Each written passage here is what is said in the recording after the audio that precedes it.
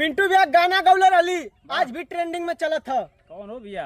Warning देले रही लइकन के, एक बार फिर सुना दा। जौन छुछुआल रहे न सोन बतावल चाहती। लास्ट वार्निंग है भैया, समझिया लोगन के पीछे। हाँ कि अरे सावधान रहिया जानिए ने वन जइहा, मजैया अरे फसिया न लइकिन के जाल में।